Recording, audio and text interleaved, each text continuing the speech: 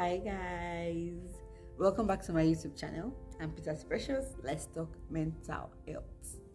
So today I'm going to be talking about the signs and symptoms of teenage depression or depression in teenagers or youths. So I'm going to be giving you basic signs and symptoms that usually occur in teenagers when they are going through the phase of depression or depression. So yes, I'm going to be talking about the signs. So now, the first sign I'm going to give is sadness or hopelessness. Usually they have this prolonged feeling of sadness, like, oh, are they doing something wrong? They're having excessive guilt, even without doing anything. They're usually sad.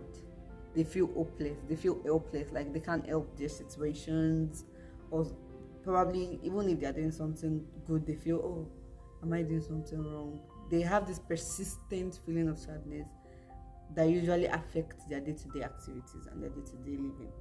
The second one I'm going to give here is irritability, anger, or hostility. You see a lot of them try to vent their anger, or you see them, it's something that happened that shouldn't be up to anything, and they're all irritable, they're sad.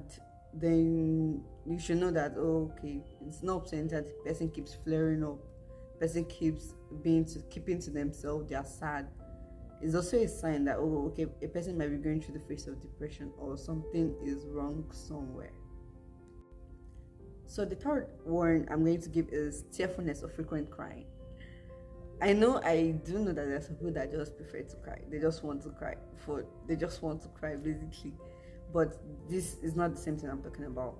Now, you see, tearfulness or frequent crying, the individuals there, just a little thing, they burst into tears. Like, their emotions are very high, they are at the peak.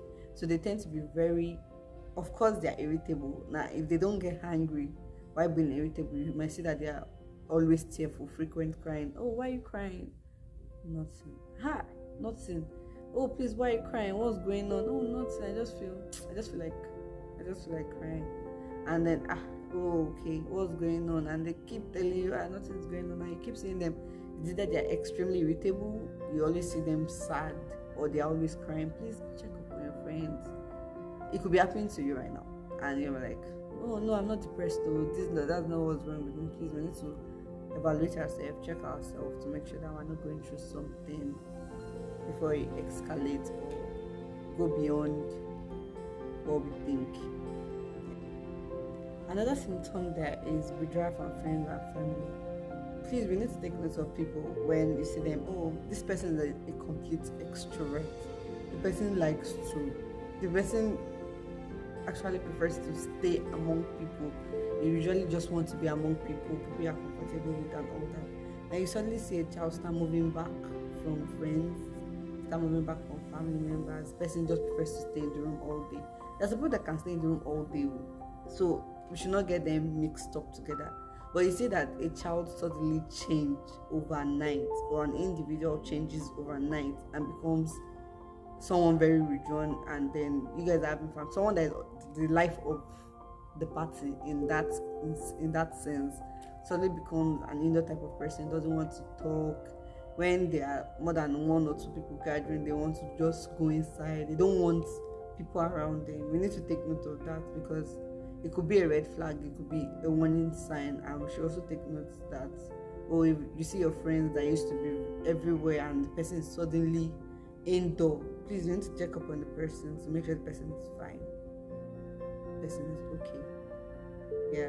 And then I'm sure people will be like, what about people that are introverted normally and they like to stay indoor normally? And then you will also know that you will see the difference. Even if the person is introverted, doesn't like, too much people around them, even people that who are introverted and want to stay alone, they don't want disturbance from any other person, you will discover that they always have people they let into their inner circle.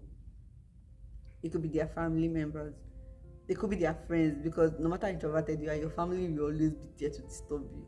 So you should understand that even people who are introverted that like to stay indoor, they will still have at least one or two persons that usually stay with them.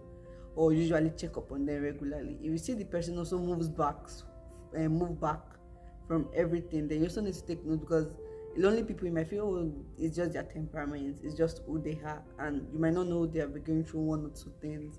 So you should always look out for people around us. I'm sure a lot of my friends say, no, precious, she's like that, she can stay 1 month inside the house. You also have to look out for such people, because you're like, no, she's okay, that's just who she is. She doesn't like mingling around, doesn't like disturbance. You also need to take notes to make sure that there are no signs that the person are trying to give out that they are not fine. Another red flag we should also take note of is loss of interest in activities they enjoy doing. It's actually a very big red flag, or a very big warning sign. You see an individual, okay, I'm going to use an example of football game. A lot of guys that I know, they prefer to play football any time of the day. They don't get tired. Even if they don't eat, if they're going to play ball, they don't really care about eating. They don't really care about food or anything. I see an individual who is like that, and suddenly the person, let's go and play ball. No, I'm not interested. Oh, okay. The first time could be, maybe the person is tired. A week, 2 weeks, 3 weeks, a month, 4 months, 5. Oh no, you need to actually take note of such things. There are indication signs that, something might be going on with the individual. And the person might not even know. A lot of times people slip into depression and they don't even know that they are depressed, or they're going through depression or anything. So us as individuals around them, you should take note of it. Please do take note of it. You see an individual that loves doing a particular activity, suddenly the person doesn't do it anymore. The person is not interested. There's a difference when you grow out of something. It's not like you won't do it forever. But suddenly the person doesn't, that zeal, that emotions that you always see when they talk about the particular activities that the person likes doing, you suddenly see that passion is no longer there, is not there anymore. We need to take note of all those little signs that could show up in individuals, even ourselves. Take note and study yourself, observe yourself too.